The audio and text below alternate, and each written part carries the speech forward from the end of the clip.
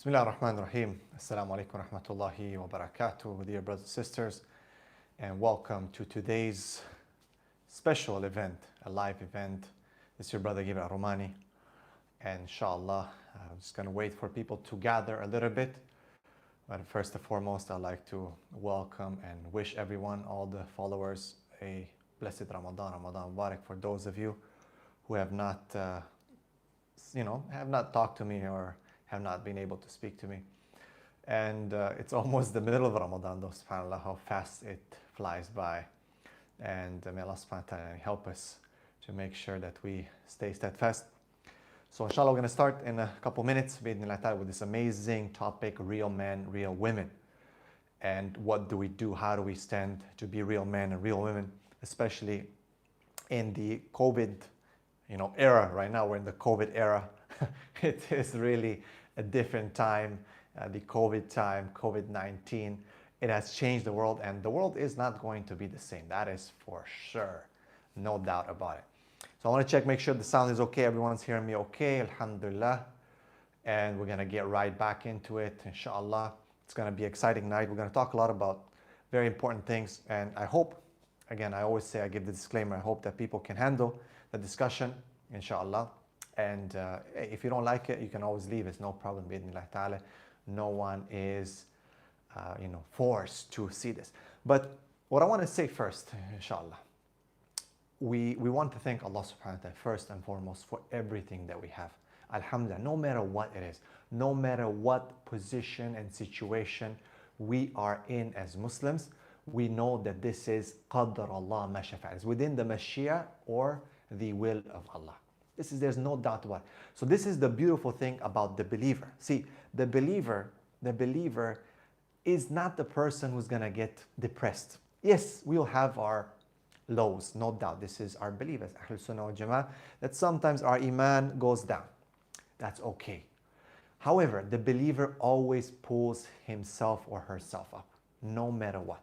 So, it's a beautiful thing to be a Muslim, especially in the times of hardship. In the time of ease, everyone can be a great believer, right? In the time of ease, it's very simple to be a great believer. It's just, alhamdulillah, everything is fine, right? Everyone's a great believer when things go your way. It is in the time of hardship and difficulty that we really see what we are made of. And we see Allah subhanahu wa ta'ala tells in Quran, Inna ma'al usri yusra, wa inna ma'al usri yusra. Yeah, with every hardship comes two difficulties, actually, as the Mufassirin say, Ibn Kathir and others. But the important part is here that hardship cannot be avoided. And when we look at the life of the Prophet ﷺ, we see that the Prophet ﷺ had one of the toughest lives. And the Anbiya in general had one of the toughest lives. It was not easy for them. And so if we're to gauge that type of understanding, then we need to understand that it's okay to have hardship. And hardship, actually, it makes you come out as you're really supposed to be. It shows your true face and your true nature. When hardship comes in, that's when you realize who you really are. When hardship kicks in, that's when you see what you're made of. In times of peace, of course, everyone can be nice. It's when you get into an argument, when you get into a fight, then you see who shows up, who's the real person that shows up. Are you happy with that person that shows up? And that's what the Prophet ﷺ said, that one of the signs of a hypocrite is that when he argues, that he insults, he begins to insult. His true face comes out, right? So alhamdulillah, guys and girls, alhamdulillah, brothers and sisters, that we are Muslims, and we thank Allah subhanahu wa ta'ala. Yes, it's been a lockdown, it's been a month and a half, almost 2 months, and with some it still continues, but we've learned a lot. That's the thing. What have you learned in this time? Have you worked on yourself? This is my question for you. Have you spent some time to work on yourself in this lockdown? Or did you just sit and just wait and just pull your hair and just say, oh my God, what's going on? What am I gonna do? My salary, my family, my this and that, and nothing came out of it. And now, slowly, things are starting to open up. And you find that, oh my God, I had a month and a half and I haven't really done anything. This is my question to you. What have you done in this lockdown? Please answer yourself. Answer yourself right now What have you done in this lockdown? Have you invested some time in yourself? Have you developed a new skill? Have you gotten healthier? Have you learned something new? I want to start with this. I'm going to put aside. There's a lot of things with COVID-19. There's a lot of issues around it. There's a lot of controversy around it. And if you want to follow that, my first advice is don't just believe everything you see on TV, man. Come on. I mean, have we not got past that? Have we not got past that after 9/11, after Iraq, after Syria, after everything that's been going with the Muslim Ummah? We still are okay to just take everything at face value? I don't know. I mean, I'm going to leave it at that right now with this COVID-19 and the whole shebang of everything that's going around.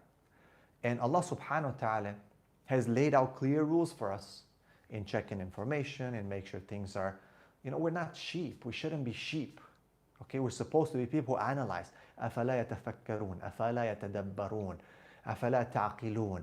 Why are we reading and we get so proud of these verses? Subhanallah, we say, look, in Islam, you're supposed to think, it's rational, it's using your brain. And when it comes to things like this, we paralyze out of fear and we just go with whoever offers the most safety. I'll leave it at that. But my question back to you, I'm going to repeat my question is, have you invested some time in yourself during this lockdown? What have you done for yourself during this lockdown to get closer to Allah, number one? Number two, to invest in yourself, to know yourself better, to develop a skill. Why? So you can use it for Allah subhanahu wa ta'ala, so you can use it for this deen. The problem is a lot of us are practicing Islam just for practice. It's just a religion. Yeah, everyone has a religion. We have our religion. It's okay. And that's it. No. Everything. قُلْ إِنَّ صَلَاتِي وَنُسُكِي وَمَحْيَاي وَمَمَاتِي لِلَّهِ رَبِّ الْعَالَمِينَ. Say, indeed, my prayer, my sacrifice, my living, my dying, everything is for Allah. When are we going to start living like that? It's my question to myself as well. When are we going to start living like this? Where we really do everything for the sake of Allah subhanahu wa ta'ala. Oh, but it's not good, huh? You shouldn't work on yourself. You shouldn't work on your fitness. You shouldn't work on your business skills. You shouldn't work on your financial situation. We shouldn't because it's from the dunya, it's haram. This is what we get fooled into believing by some kind of agenda that sadly even our preachers have gotten into it right now to the point that they're preaching to us that, this dunya is not good. We have to think of the akhirah. Of course, man, who doesn't think of the akhirah as a Muslim? But Allah subhanahu wa ta'ala tells us, فَابْتَغِ فِي مَا أَتَاكَ اللَّهُ دَارُ الْآخِرَةِ وَلَا تَنْسَ نَصِيبَكَ مِنَ الدُّنْيَا. So seek with what Allah is giving you in this dunya, the hereafter. And don't forget the share of this dunya.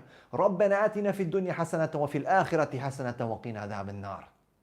The Prophet ﷺ told us this. We should live like we're going to live forever. And we should live like we're going to die tomorrow.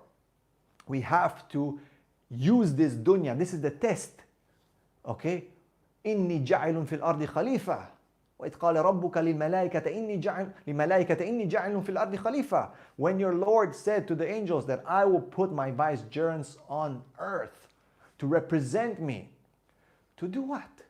To just wait around? When Umar Khattab saw the people just waiting around, he told them, go out. The Prophet ﷺ said, لو كنتم تتوكلون على الله حق توكلي لرزقكم كما يرزق الطير. If you were to put your tawakkul the proper way, He would have provided for you as He provides for the birds. They leave empty and they come back full. See, the birds are sometimes smarter than us because they work for this dunya. They push in this dunya. We don't want to be amongst those khasiru dunya wal akhirah. We need to push. We need to work on ourselves. We need to be the best. We need to be number one in everything we do without losing our faith, without compromising anything. Today, we're thinking we're working for akhirah just by praying and fasting and just sticking to ourselves and nothing else. And then we find ourselves with a big riba account and taking interest loans to buy the nice picket fence house that the American dream offers. And then we find ourselves in this situation where wait a second, so I not only worked for Islam, I haven't done anything for Islam, but I'm losing myself because I'm at war with Allah as a messenger. I'm stuck in this culture and I haven't developed myself. I'm sick, I'm tired, I'm weak, I'm fat, sorry. And I'm just like, well, inshallah the akhirah. How do you know? How do you know when you haven't done anything in this dunya? And to rest this, to put this case to rest, to give the dalil, the proof, look at the Prophet sallallahu alaihi wasallam. Look at Uthman radiallahu anh. Look at Abu Bakr as-Siddiq. Look at Umar Khattab. Look at Khalid bin Walid. You know, people don't understand Islam properly. Who were they? I mean, they were the best in this dunya and in the akhirah. Yes, they didn't keep it in their hearts, but they had the best. They're the best at business, Uthman, Abu Bakr, but they're giving for the sake of Allah. These are our standards, guys. When we take other standards other than these Sahaba radiallahu anhum ajma'in, then we're done. What is our standard? Who are we looking up to today? Honestly, from the living Muslims, contemporary living Muslims, who can we look up to today and say, I want to be like him? Who stands up for the Muslims? Who doesn't fear the propaganda and the agenda and being on the no-fly list and all these things? Who can we look up to? Who doesn't start talking weird stuff, you know, but is like calculated properly with dalil, with knowledge, with strength, is successful in this dunya, is not sorry like begging or something like that, is someone powerful, someone strong, but someone who contains himself and keeps his humbleness in front of Allah subhanahu wa ta'ala. Is successful, strength, he's a role model. Honestly, how many people can we say and point and say, this is mine? The kuffar have. Ronaldo, Messi, Tony Robertson, this and that, all kinds of public speakers, motivators, and this and that who are successful. They're not waiting for a stipend from a conference. I'm so sorry. These guys are really making it big, and they're controlling the economy, and they're creating while we are consuming. We're consuming. We didn't make Facebook, guys. Guess what? We didn't make Instagram, guys. Guess what? We didn't make iPhone, guys. Guess what? We didn't make Ferrari and Lamborghini, and we didn't make McDonald's, and we didn't make these things. You'd be like, oh brother, what you're talking about? Who cares about these things? This is the problem. This is the mentality that's killing us. Because see, the only difference is a very thin line between the success here and success there is what is niyyah, intention. Intention. When Uthman radiallahu anhu, when he bought the well of that Jewish person, what did he say? Like, yeah, you know, we shouldn't be buying things. Inshallah, make dua for us, Ya Rasulullah. Let's just, you know, whatever. No. They wanted to produce. They wanted to have monopoly of things because they knew how important it is, because it controls society. It controls culture. It demarcates the territory. That's what happened. That's what happened. But we Muslims today, we are fooled into believing that no, brother. Just pray. Just fast. It's okay. It's good enough. Don't do anything else, brother. Don't do anything. And just sitting there waiting for the life to pass by. And then we dare to say that we follow the sunnah. We dare to say that we follow the sunnah. And it's obviously that we don't. We don't follow the sunnah. We don't follow sunnah. Sunnah is not just the beard, guys. It's not just a thobe. That's not just the only thing that's sunnah. Look at the behavior of the Sahaba of the Prophet sallallahu alaihi wasallam. You know, I was revisiting the hadith. The Prophet said, whoever can die, let them die in Medina. Okay? And when we see, subhanallah, most of the Sahaba died outside of Medina. How did they understand that hadith? How did they understand that hadith, guys? The Sahaba went forward. The Sahaba did not give up. They were perfectionists, professionalists. But today we are like, yeah, so. They were real men and real women. To get to the topic today, guys, we're talking about real men and real women. Amidst this crisis, amidst this thing, real men and real women, guys, what's our standard? The standard is none other than the Sahaba of the Prophet sallallahu alaihi wasallam. I'm so sorry. We cannot look at anyone today. For me, I'm personally saying, if you're asking me, who's your role model today, alive? I'm sorry, I don't have one. I cannot see around us someone that I can say, hey, I think this is someone that I want to be like. You know, I mean, don't judge, okay? We should, you know, just seeing the Ertugrul series, for example, just seeing some izzah for Islam gets me pumped up, okay? There's issues with Ertugrul series, some issues, okay, no doubt. But just seeing that it made it to Netflix, which is a an organization that has gone up like 25% right now in their rating and in their stock, or 30 during the lockdown, of course, and everyone's watching, Jinn and what's the other one, Messiah and the Caliphate and Black Crows and all the negative stuff that's against Islam there. Why? Guess why, guys? Because we didn't make Netflix. Because we didn't make it Sharia compliant. Because we're not the ones who produce. We just consume. And you are what you consume. You are what you eat. You are what you watch. This is what it is. It's a principle of science. So because we didn't make Netflix, but everyone has been in the lockdown watching Netflix, I mean, I'm happy when I see Ertugrul. I'm happy at least one film that shows something from Islam, some positive stuff in Islam, shows Islam as a strong thing, is there. But of course, Ertugrul is dead. Turgut is dead. Bamsi Alp is dead. Everyone's dead now. I'm talking about today. Who do we look up to today? I'm sorry, me personally, may Allah forgive me, I don't have anyone to look up to. So I look back. Dr. Murad Allah Yahfad told me, he was one of my mentors at the beginning of my Islam. He told me, Jibreel, real Islam is in the books and real Muslims are in the graves.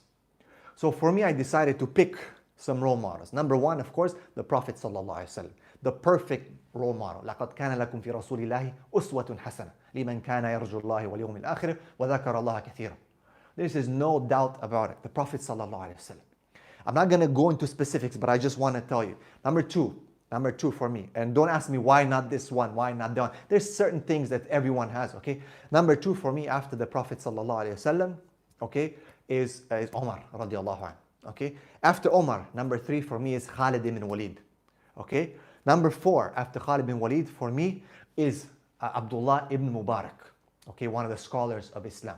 Okay, I would say these for me are like role models amongst the males. This is for me is what I try to tell my children about, my male children, my son. Okay, and I'm going to specify in a minute. So I'm going to focus first and foremost on the men. Okay, why? Because Allah subhanahu wa ta'ala has made this faith to be victorious on the back of Rijal. Okay, Ar-Rijal. Okay, Rijalun. They were the ones who were carrying this this deen and the banners of Islam till all corners of the world. All right. So I'm going to talk first about the men. So these are my stand. Don't ask me why not Abu Bakr, why not radiallahu anhu, why not Uthman, why not Ali radiallahu anhu. Everyone has someone that they connect to. Okay. So I connected to these. Okay. So when I look at them and I see one of the things that is missing today, that we're suffering with today, is the fact that we don't have real men. And to be a real man, you have to be, number one, to have iman, real faith. Real faith. I'm not talking about just practicing. I'm not talking about just saying. No, I'm talking about real faith where you put Allah first. This is the biggest litmus test.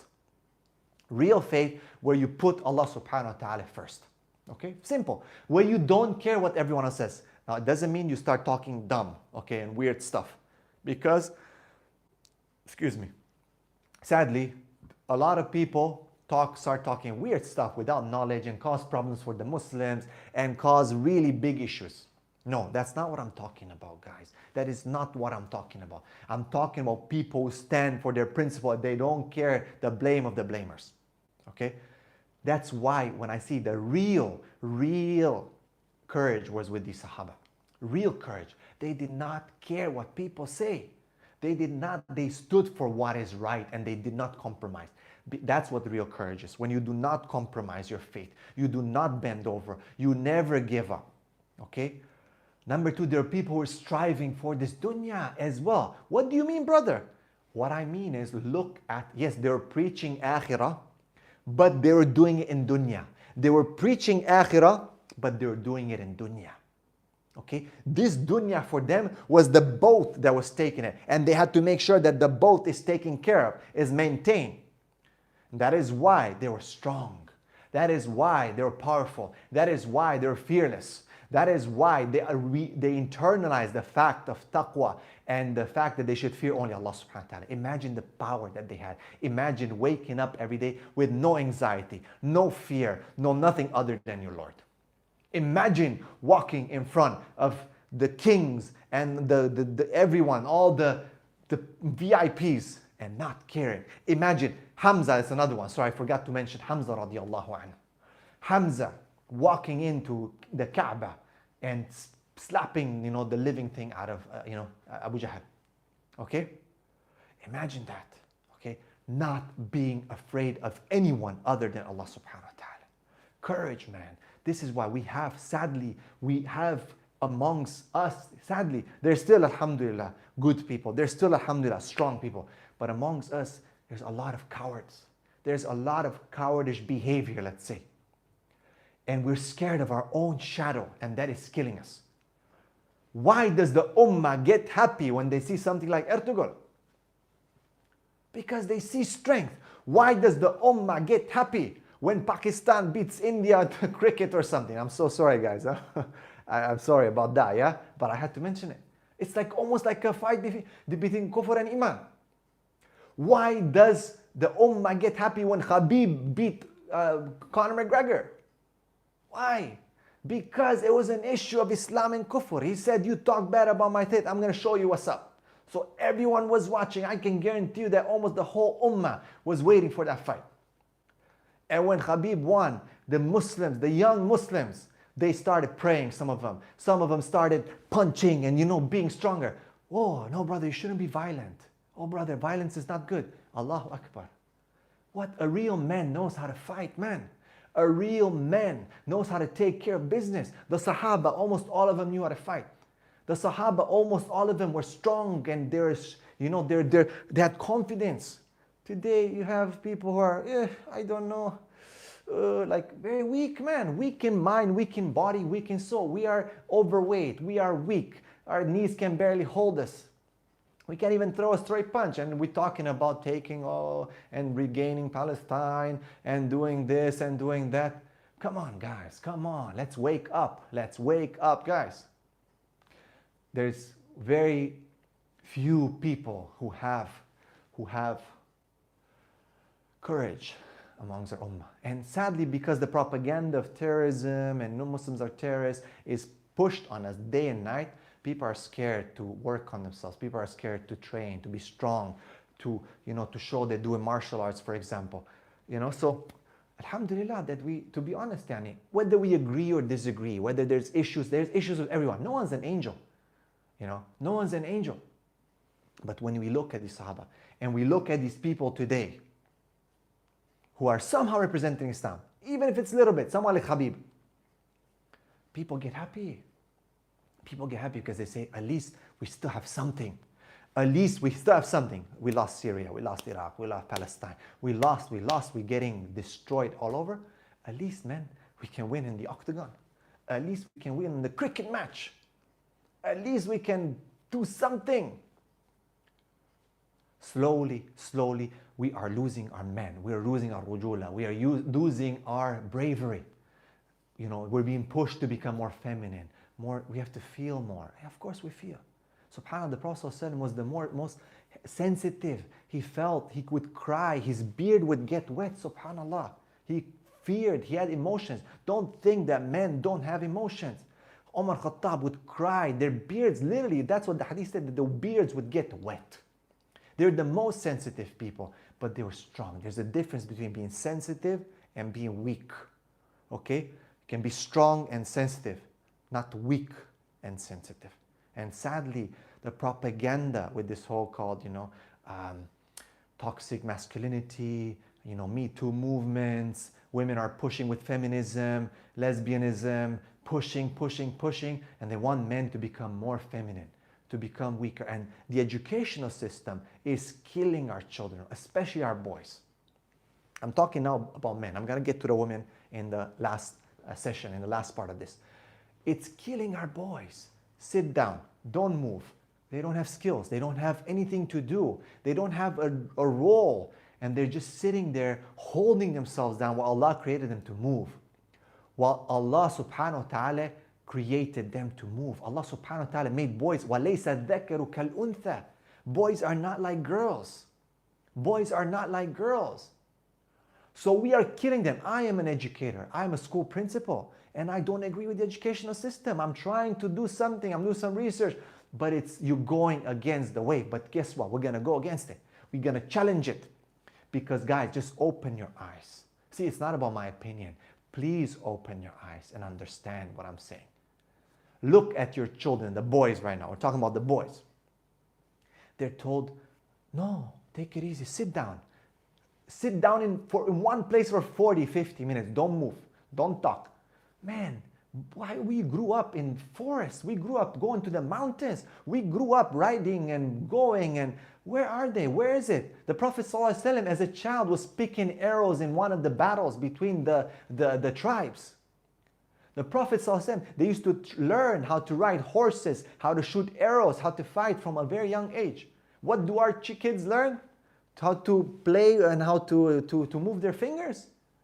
And then we wonder what's going on. Well, that's what's going on, guys. Because the educational system is dumbing them down. And is removing masculinity for them. And it's putting femininity in them. You know, when this Anna and Elsa thing came up, not too long ago, the second part, you know, women were dressing up their boys as princesses. And there was a tag on YouTube that, you know, boys can be princesses too. So they would sell like, you know, Allahu Akbar. I saw moms dressing their kids like girls, for God's sake. Where are those mothers, like Imam Ahmed's mother, who used to take him out in the desert in the night?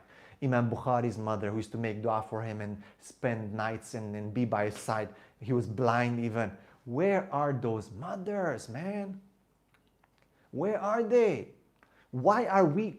The problem is that we're surrounded by this culture that dominates us and we can't think outside the box. We just can't. This is what it is. So we're killing our boys. Our educational system is killing our boys. You know, and you find other cultures that are pushing for, you know, extracurricular and so on. You find that, you know, football and UFC and this and that. Well, guess what? They're leading the world. They're leading the world. Are we? No, we're not. Why? Because look, what kind of extracurricular activity do we have? What?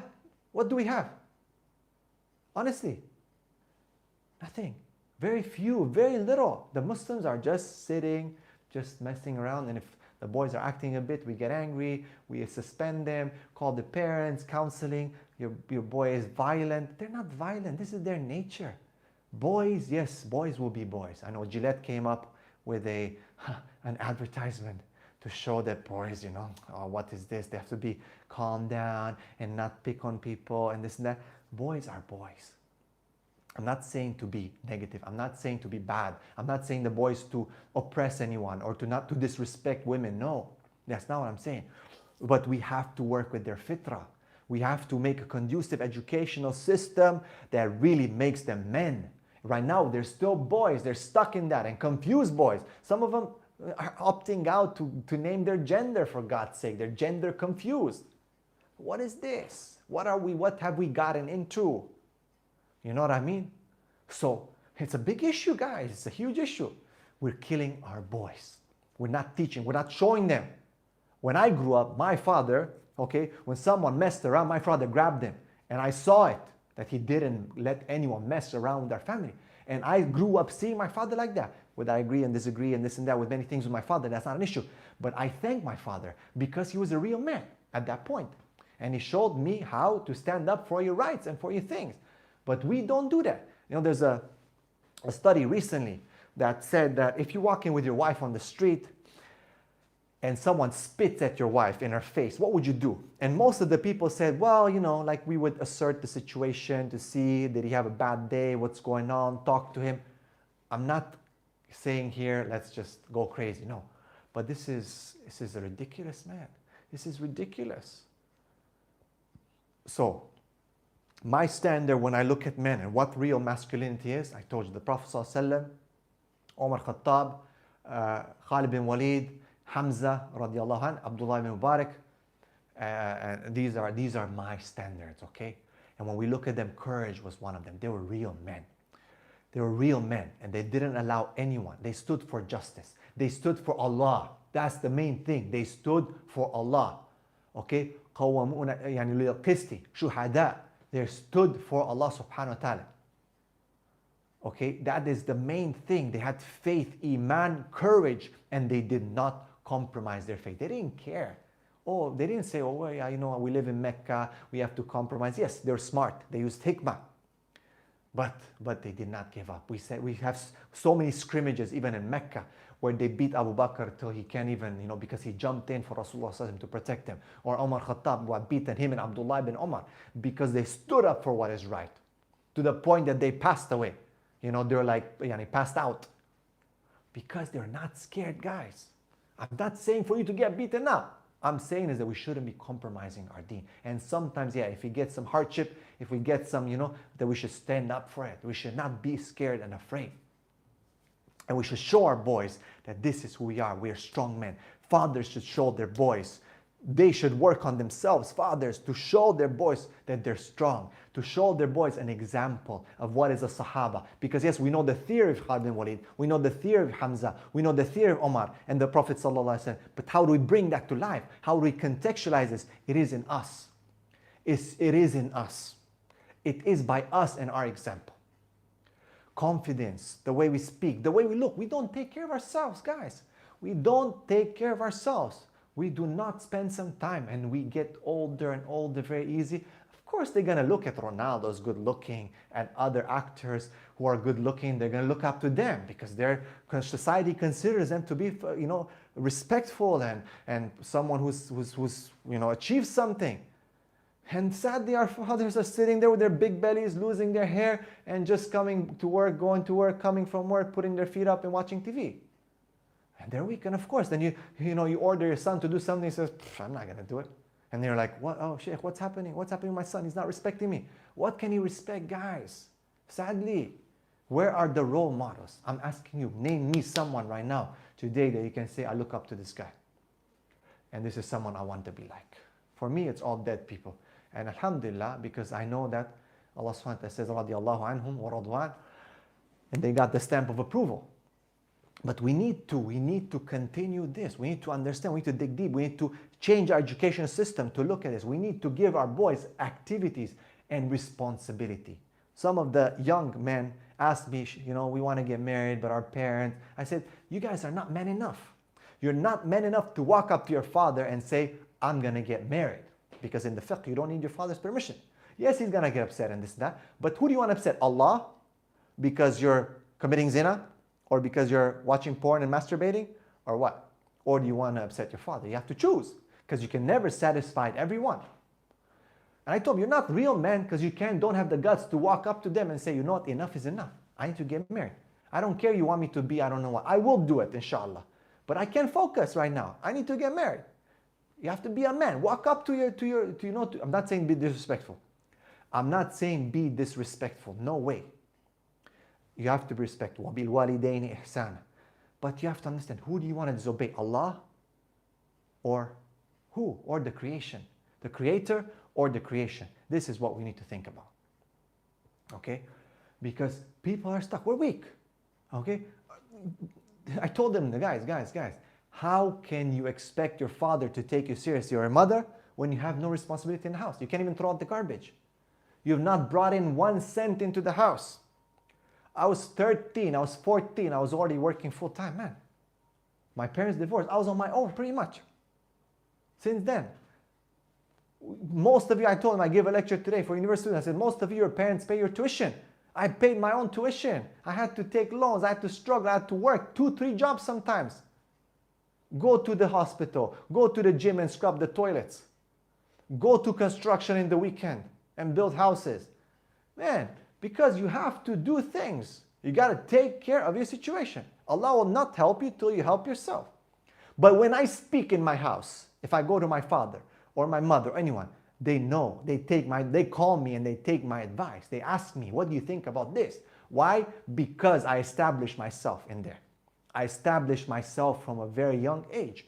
Through responsibility, through contributing, through showing that I am a man.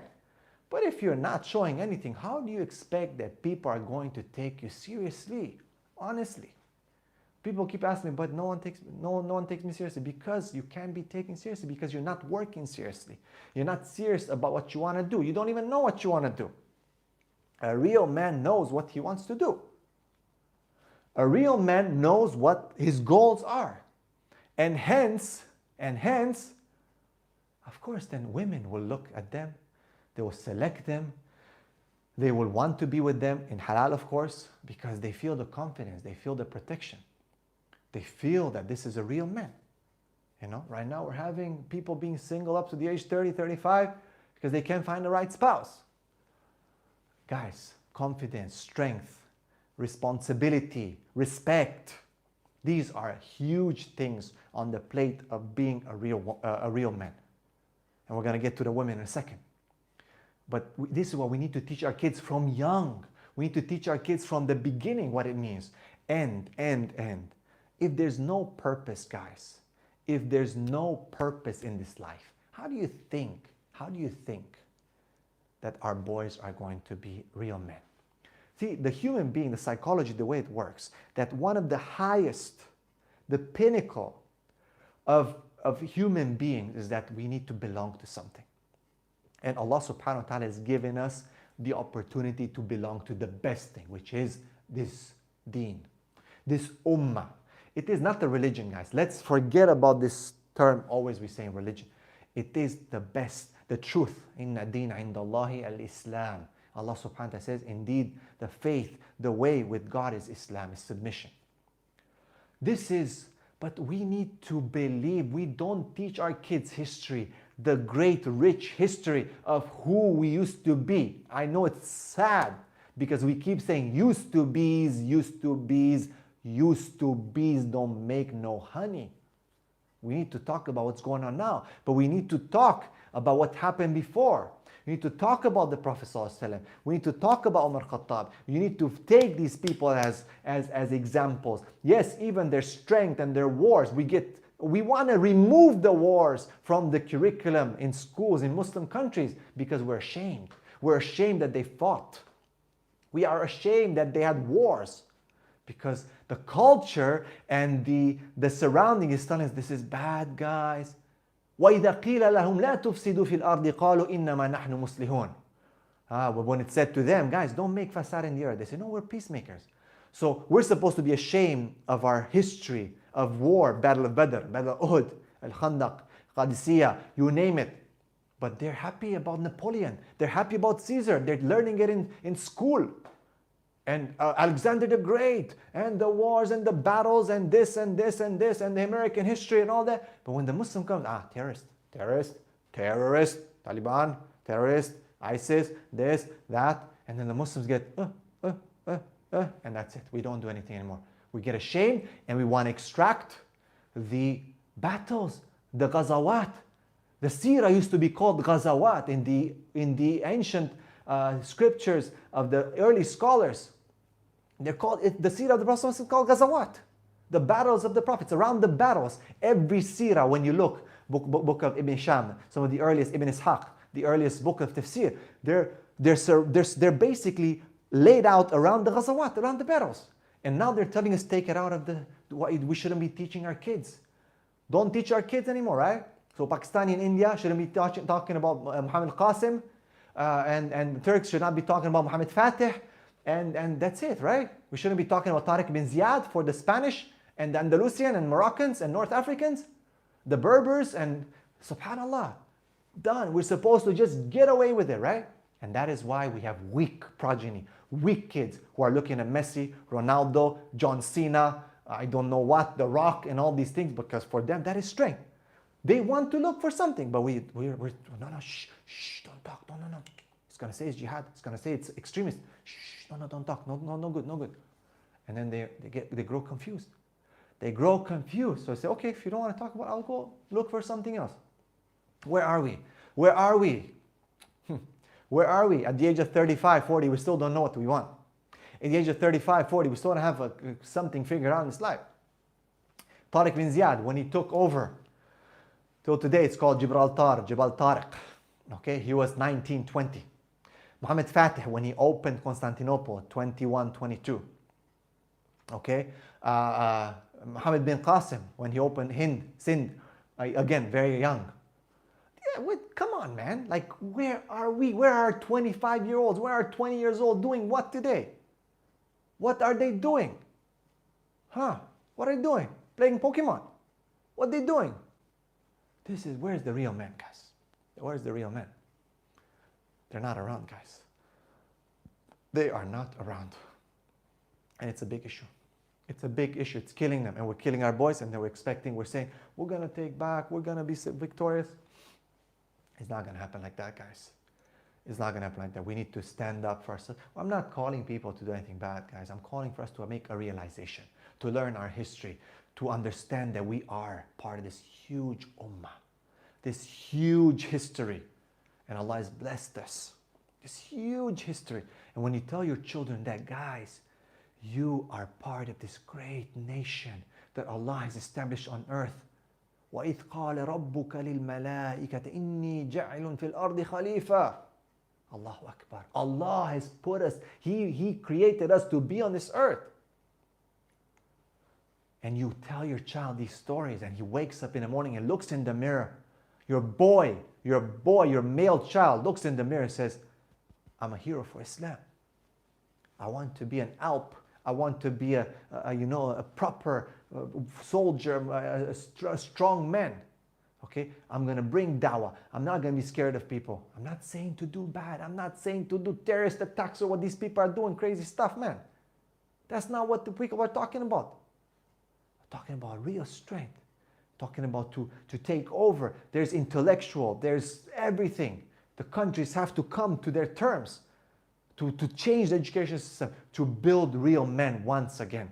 Not sorry men who are, inclining towards men, for God's sake. Homosexuality is on the rise like crazy. Soft men. Homosexuality is on the rise. Lesbianism is on the rise. And people are saying, no, they're born like that. They're born like that? Come on, man. Are you kidding me? You're kidding me. You're kidding me. They're not born like that. So, there's a lot. What do? We need to change the education system. We need to start talking and having more real talks. Sadly, even our preachers, our imams, our scholars, sometimes are talking still very theoretical. Very theoretical. Be good, brothers. We should pray. This would happen, and we're going to do that. Okay, it's nice. Let's make some jokes. Alhamdulillah, takbir, Allah Akbar, fill stadiums, let's recite Quran. Okay. But then what? Where's the real talk? Where are the talks where our children are suffering, our youth are suffering, our youth are addicted to pornography, to drugs and alcohol? Our youth are criminals, they're going to jail. What's going on with that? Our youth are, committing crimes. Where is that? Where are we addressing that? Where's the real talk? Honestly. When are we going to move from theory to practice? That's another question. When are we going to bring and revive those names, those great champions, to bring them back to our school, to really, really be proud of them? The French are proud of Napoleon. The Greeks are proud of Alexander and the Macedonians. Okay? They're proud of Achilles. They're proud of, of all their big names, Caesars and all the, to the point that the Egyptians are proud of Pharaoh, man, some of them. Astaghfirullah.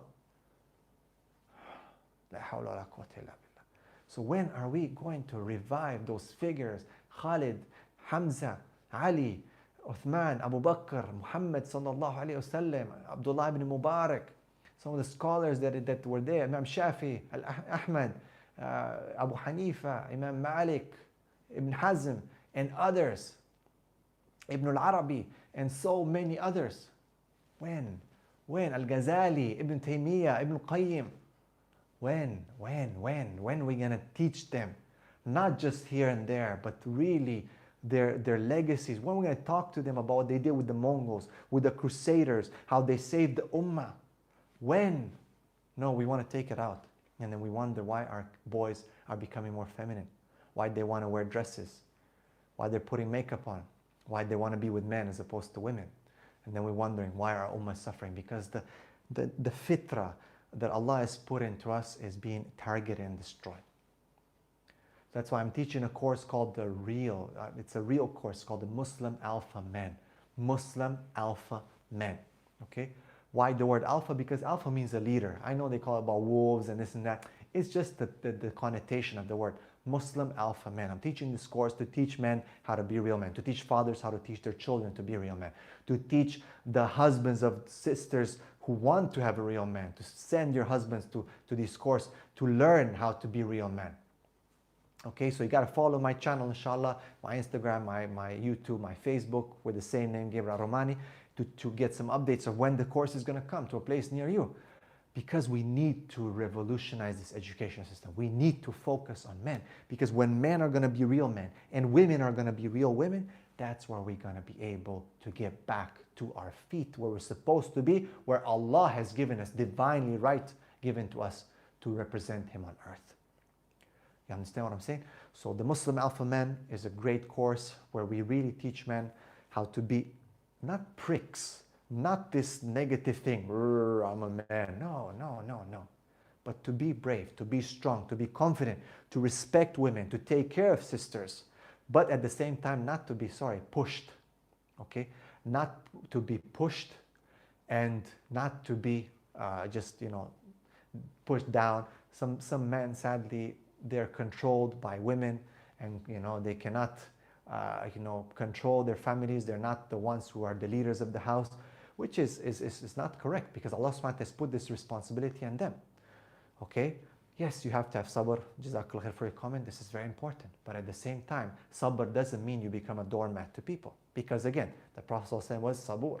He was the most patient. Yet he had Badr, Uhud, Khandaq, Qadisiyah, battles after battles were there. And the Prophet ﷺ was prepared. Fathul Mecca. He was patient. He was the most patient. Please, brother. He was the most patient, guys. I don't think there was more patient than the Prophet ﷺ. Yet he did not allow himself to be a doormat. He did not allow people to step on him, isn't it? So we need to understand this. Now let's move on to the sisters, and then we can take some questions. Today someone sent me a video about this African American sister who's talking at a conference about men and about the feminist movement, and saying that she's not a feminist, but then she talked about the Me Too movement and what happened. And it triggered me to talk a little bit about this, because see, our women, because they're the mothers of these boys, and I told you already, the mother of Imam Ahmed, the mother of Imam Bukhari, and other mothers, the mother of the Prophet ﷺ, I mean, they raised real men. Okay, they raised real men. So what happens is today with sisters, sadly, because of being pushed with the agenda, the controversial agenda, the propaganda that's being pushed out there through the media, is that they have to be equal to men. But Allah subhanahu wa ta'ala has denied that. Allah subhanahu wa ta'ala says, وَلَيْسَ ذَكَرُ كَالْأُنْثَى. Men are not like women. They're in one team though. Allah subhanahu wa ta'ala has created the woman from the man. Man is supposed to be protector of the woman. The sister uses the word قَوَّمُونَ. الرِّجَالُ قَوَّمُونَ عَلَى النِّسَاءِ. And Allah subhanahu wa ta'ala makes it very clear who is responsible and so on. All right? Men are responsible for women. They're supposed to protect them, supposed to take care of them. But at the same time, these are righteous women who listen to their husbands, not rebellious women. Okay? And Allah subhanahu wa ta'ala makes it very clear what to do with rebellious women. The thing is, we do not believe in the ayat of Allah subhanahu wa ta'ala in many cases. Allah says, أَفَتُؤْمِنُونَ بِبَعْدِ الْكِتَابِ وَتَكْفُرُونَ بِبَعْدِ. We start changing, we start taking different obscure tafsirs, and we start thinking that, because we are pressured by this and that, and now we're living with the standard being the West, of course, democracy and all that, and we start changing the Quran and the tafsir of the Quran. Okay? Yes, the men are supposed to be the protectors of women. They're supposed to be gentlemen. We're supposed to hold the door. Our women should feel like queens, like princesses. They should feel the most loved. They should be satisfied. We should take care of all their needs. Everything I'm talking about, okay? If you know what I'm saying, from A to Z. Because a lot of brothers don't know how to take care of things. And women complain even about that. Most of the marriages are ending up in problem because of that intimate relationship is not taken care of. And it's only the men should be satisfied, supposedly, right? No. Men have to take care of women. When he says, الرِّجَالُ قَوَّمُونَ عَلَى النِّسَاءِ, they take care of everything, including satisfying them, everything that needs to be done to take care of. But these women are good women who listen to them, obey them. The Prophet ﷺ said, the ni'mah of a woman is when you look at her, you're pleased. When you order her, she obeys you. Okay? But today the agenda is, no, we have to be shoulder to shoulder. Even in Salah, people are trying to make it in Salah as well. The agenda is that men should be like women and women like men. And that's why this whole cross-gender, gender identity, blah, blah, blah. Because they want to be no gender, actually. Bathrooms to be the same for men and women and all that. So they can minimize the differences, but you cannot, because this is part of nature. It's part of fitrah. You understand what I'm saying? This is part of fitrah, and you can never do that. But, you know, the solution is not that. The solution, it's killing us actually, what they're trying to do. Women are becoming, subhanAllah, more lesbians because they feel like, you know, men are bad. Everything is men are bad. Men are rapists, men are this, men are that, blah, blah, blah. And now they're turning to each other. SubhanAllah, they're saying, forget it, I'm just going to be a lesbian. Feminist movement is pushing them. Our Muslim sisters are joining it. And I have a big problem with that. The sister was saying in the video that, you know, she was at this movement that was invited by a certain sister who's got a lot of issues with supporting gay movements and all that. Again, being in the West and trying to be in the forefront.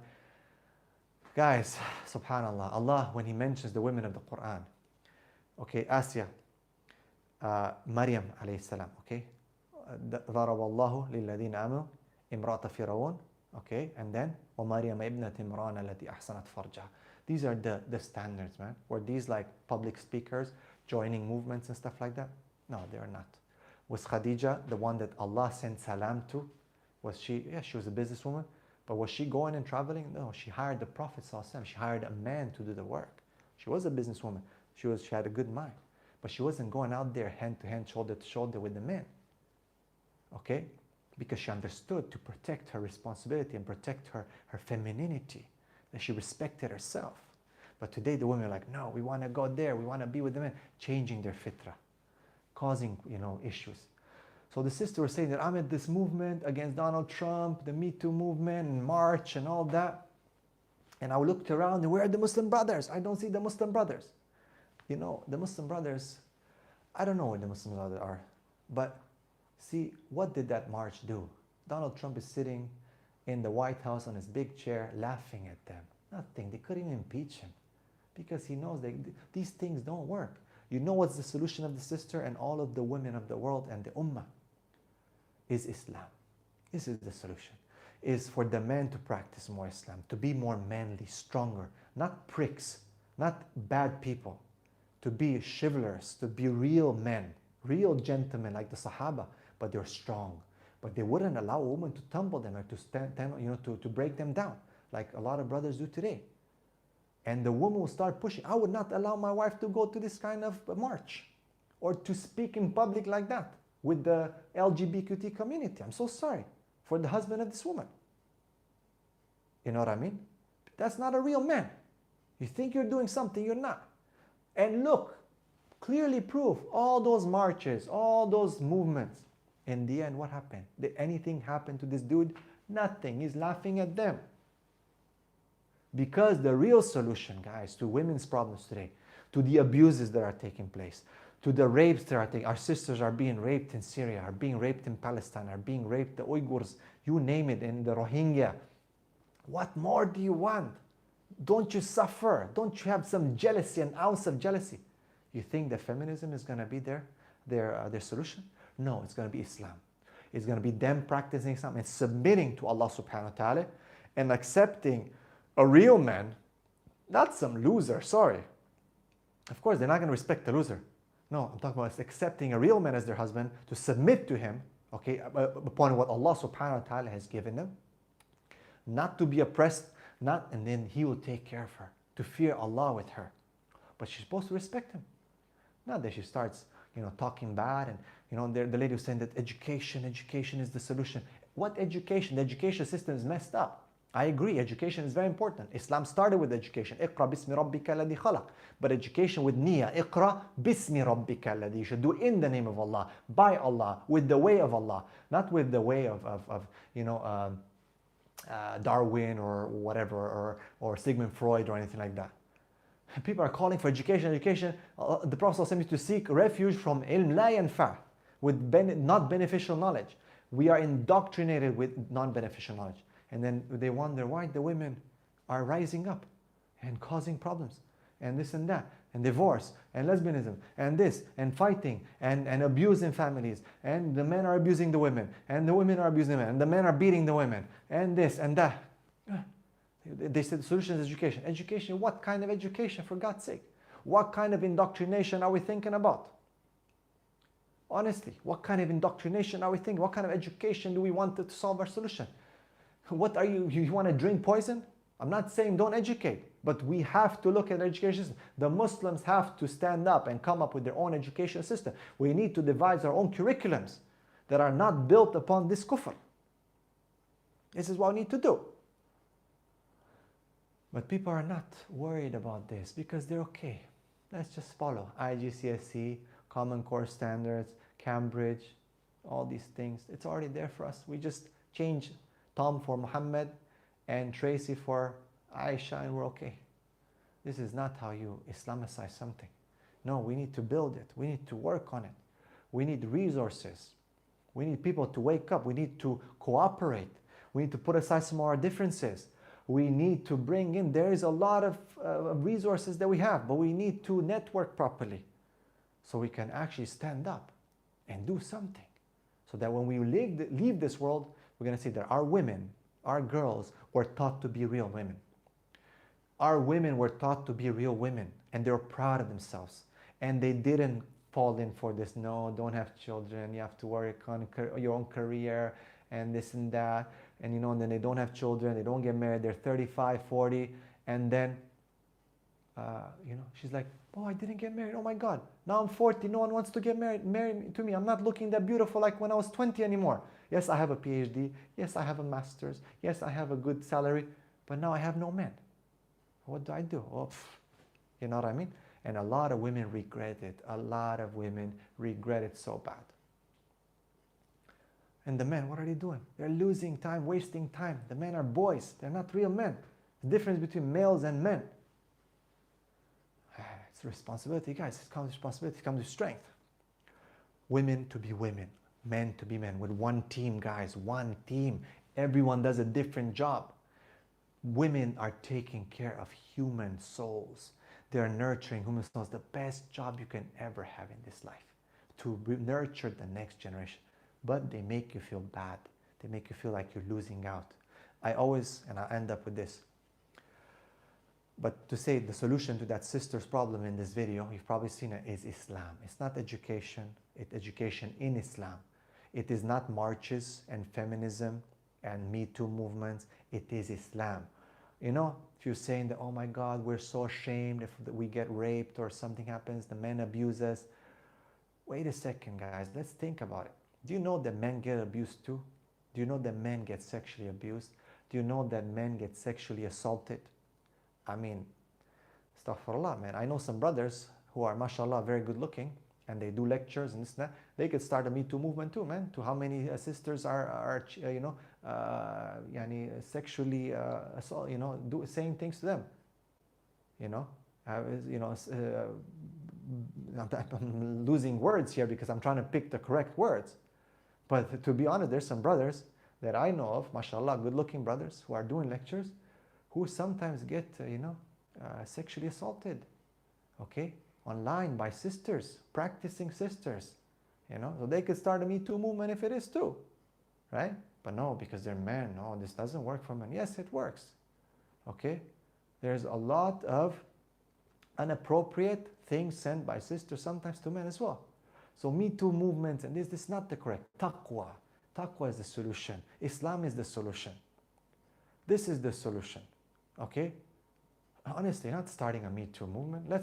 Let's gather all the men who receive bad messages from sisters, okay, and sexual advances and sexually explicit messages, and then we start a Me Too movement too, huh? Imagine that. Who would care? No, because we're men. Oh, man. Oh. A'udhu billah, a'udhu billah. That's not the solution, guys. The sister, that's not the solution. The solution is men who fear Allah, women who fear Allah. The solution is learning and education within Islam. The solution is not marches. Donald Trump is laughing with his back at them because they couldn't do anything to him. They just couldn't do anything.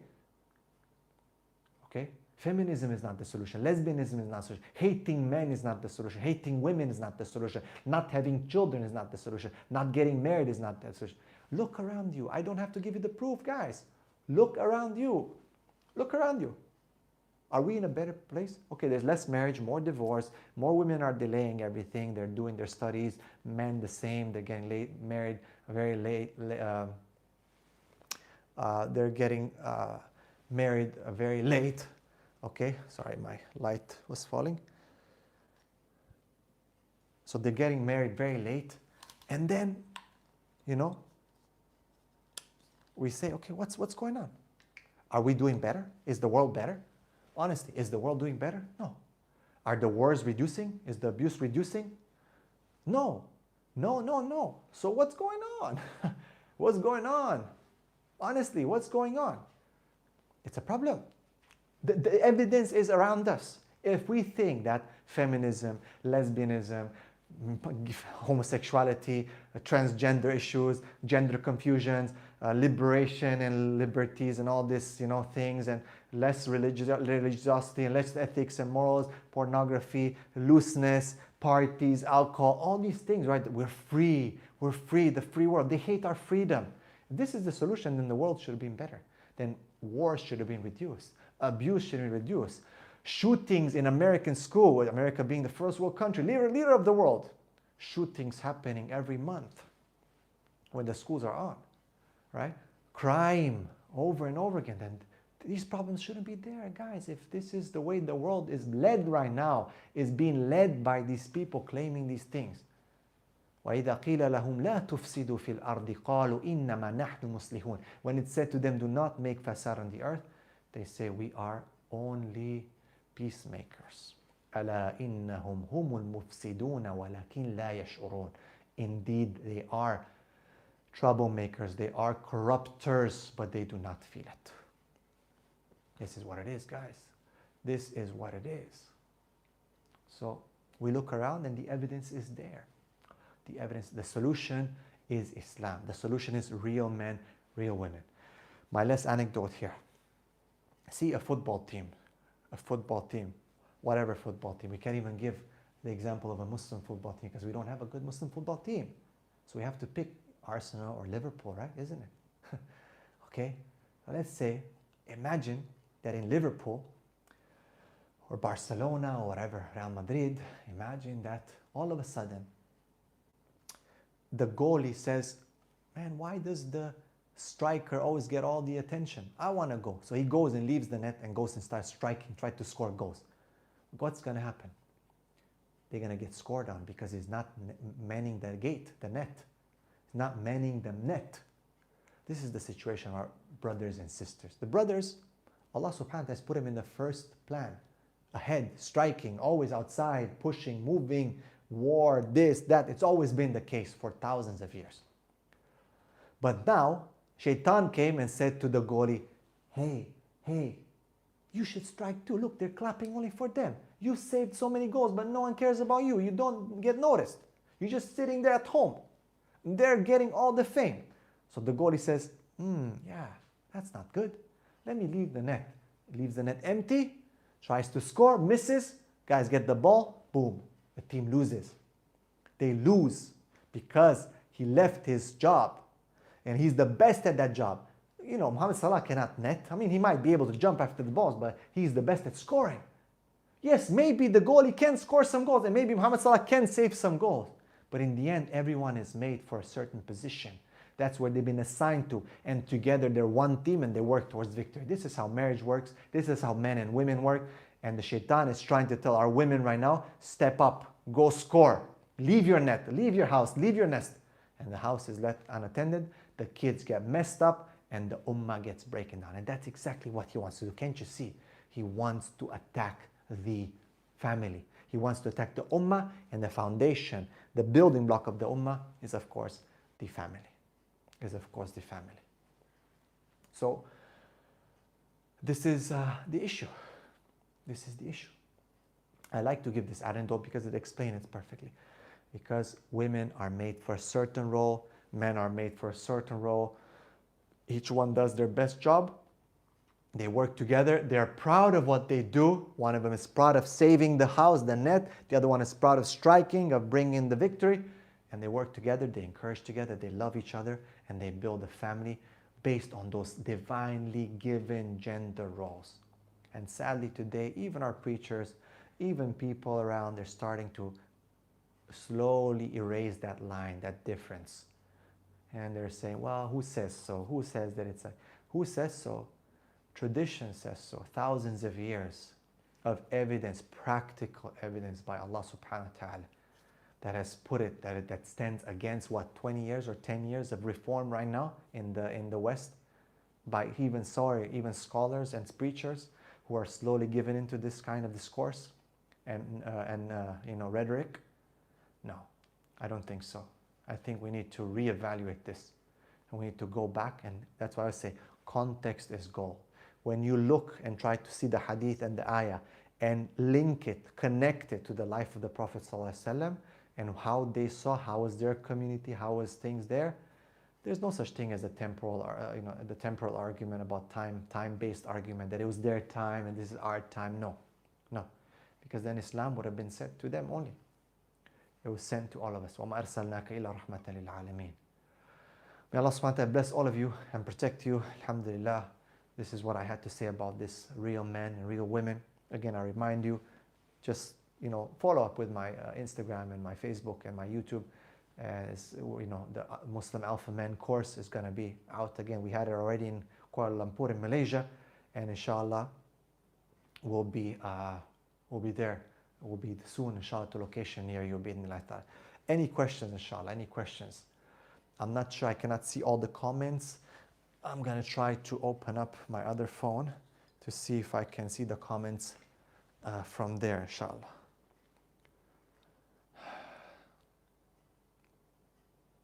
But please type your question if you have any question, inshallah.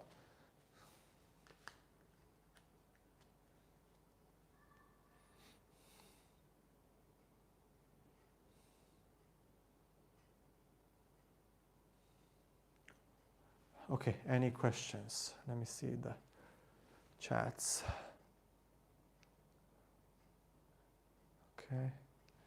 Okay. Bismillah. All right, I think I'm seeing the messages. Okay, tamam. So any questions, please? When I think about all these things I have to do to become a real man, it seems like a mountain and hopeless. What do I do? Where do I start? You start, brother, by taking the first step. Start working on yourself. Start waking up earlier. Start eating less. Start going to the gym. Start challenging yourself, facing your fears, getting closer to Allah subhanahu wa ta'ala, waking up for qiyam.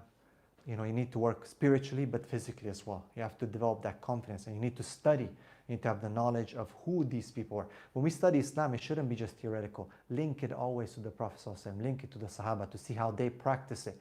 And you look at these role models because they inspire you. You have to be inspired. We need to be motivated. We need to have more motivational things coming up, inshallah. So we need to be motivated. You need to motivate. You need to find something that motivates you. Work on yourself. Start looking at your mistakes. Start writing them down. What are your weaknesses? Know your weakness, because your weakness can become your biggest strength. And know your strength, because your strength is usually one. You have many weaknesses, but maybe one strength, two strengths, and those can be your greatest weaknesses sometimes. Okay? Most women go to work because not enough money. Yeah, that is true. That is true. But this is the problem. This is why when men step up and take care of women, then women are not going to have to go and work. Okay? Women are not going to have to work. When men step up. When men step up. Right? So when men play their role and fulfill, I believe men are failing big time. Men are failing big time today. And then they ask, why women, why women, why women? Okay? They ask why women are doing this, why women are doing that, because we're not doing our job. We're not real men.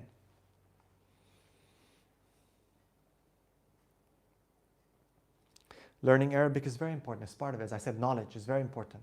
Learning Arabic, but behavior, act on the knowledge. Act on it. Don't just stick to the books and that's it. Do it in parallel. When you're learning, you implement. The Prophet ﷺ, the Sahaba, this was their sunnah. They didn't move on past 8 to 10 ayat. Umar Khattab, it took him 10 years to memorize Surah Al-Baqarah because he was implementing. So do it in parallel. How can we get over the sensitiveness in our character? You have to face the difficulties. You know, one of the fighters was saying that when you get into a fight, of course today, you know, we don't, but we should train, we should spar, we should go to martial art. When you get into a fight, you know a lot about yourself. You check out whether the person they really think you are shows up or not. Okay, what I'm trying to say here is that you have to face your fears. You have to put yourself in situations that are not comfortable, because we are always in situations that are comfortable. Okay? When you put yourself in situations that are not comfortable, you start learning about yourself. You start working hard. You start changing the way you are. You start knowing yourself better. Put yourself in situations that are not comfortable. Face your fears. This will desensitize you. The best way to start learning, there's a book, History of Islam, 3 volumes. To be honest, I advise people to watch some Ertugrul as well, to at least know part of our history, the Ottoman at least. Okay, there's some documentaries as well. There are a series of Sahaba that you can listen online. But I always tell people when they want to learn, try to take a curriculum, like Islam Online University, Dr. Bilal Phillips and others, right? Where you can actually take courses that take you from A to Z, not just like looking here, looking there, right? So try to do that. But there's I think it's a 3-volume book called Islamic History. Okay, Islamic History is very good. And others, you know, I like, to be honestly, I know there's some maybe controversy, but there's a site called kalamullah.org or .com. Okay, and this site has a lot of resources and a lot of great lectures and a lot of great books that you can download and you can read. So, but the best thing to do is to register yourself in something like Islam Online University, take a diploma or degree, you know, into history and to things that are systemized. But do some research, learn, okay, learn as much as you can. There's a lot of resources out there right now, a lot of translations, a lot of things. How can we be strong? I think this is a sister. Well, it's a mental before anything. You know, someone can have huge muscles and, you know, be very strong in body, but they're weak in mind and they have no heart. Okay? And the best way to develop strength is to knowing Islam, to knowing Allah subhanahu wa ta'ala, to knowing who to fear and who not to fear. When you don't fear the creation, if you're only the creator, then you're strong beyond any measure. Then you are strong beyond any measure. So you have to develop that strong, that mental strong, that heart strong. But at the same time, you know, a woman can be strong but has to maintain her sensitivity, because that's what makes her very feminine, makes her beautiful, right? So women can be strong in supporting their husbands. They can have a strong character, but they need to understand how they need to work in collaboration with their husbands. Are they strong with their husbands? No, in front of your husband, we should never be strong. Unless he's a weak person and you need to push him to go for salah and you need to push him to do his ibadah, like that, yes, then push him. Because the sahabiyat would do that. Okay, but not when he's, mashallah, a good man and this and that, and you try to be on his level or try to push him down or anything like that. No, this is not correct, and this will cause a lot of problems and most likely break that marriage. Okay, so the women can be strong as well, can raise their children strong, and they can point to their father and say, look, this is a real man. The problem is that we real men, where are the real men? Can we as fathers say that, hey, we're real men? And to show our wives can point fingers at us to our children and say that's a real man? Or they have to show them some character on TV, like Thor and I don't know, Iron Man and all this stuff that our kids are looking up to. My brother is obsessed with anime and playing online games, and his older sister, is there anything I can do? Yeah, this is something that is taking up our boys. You need to talk to him. Your parents need to put them in some kind of an activity where they use their skill and they can exercise their ability and their skill. But because of this online stuff, it's crazy. I know kids are just going nuts. I know we're all facing this challenge. But you have to speak to your parents, at least limit the time. For example, with my kids, I give him an hour of screen time per day. Okay, this and this, that's it. No more than that. And the other time, fill out the time with meaningful activities that give them a purpose. I always tell my students, guys, what are you the solution to in this society? Where is your place? Where you should be the solution to something. To what? Find the problem and become the solution. We need to motivate. But where's the motivation? Where's someone to push them and tell them, come on, guys? I mean, there's no, even the teachers today, they barely do anything when it comes to that. They do their job, but they push them towards bad things.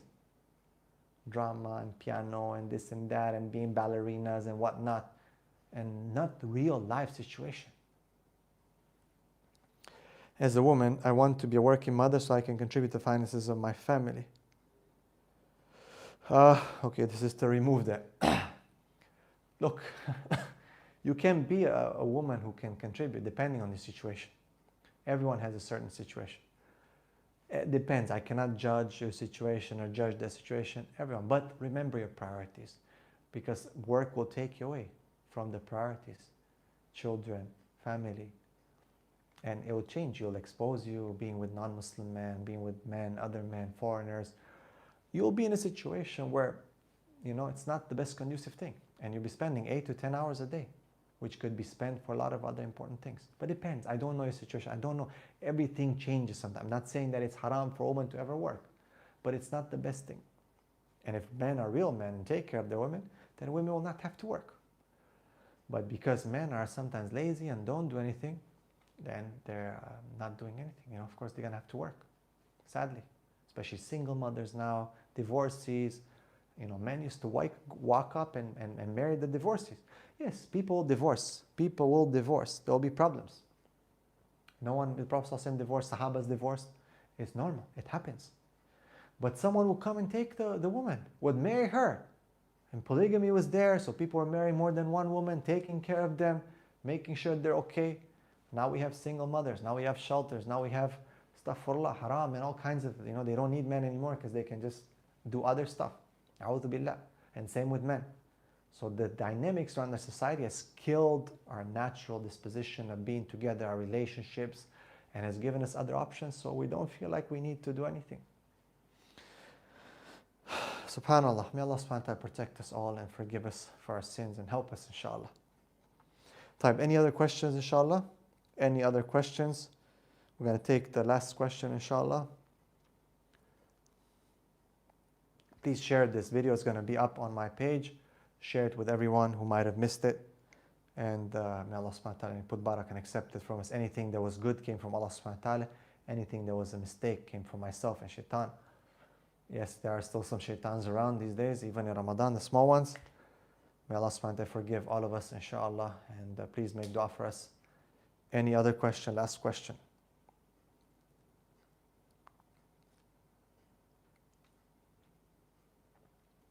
Okay. Barakallahu feekum. Thank you very much for viewing this. Check out my Instagram page at G Al-Romani and my Facebook page, Gabriel Al-Romani, and of course my YouTube. Share it with your people. We do real talks and keep posted for the Muslim Alpha Man. That's one course.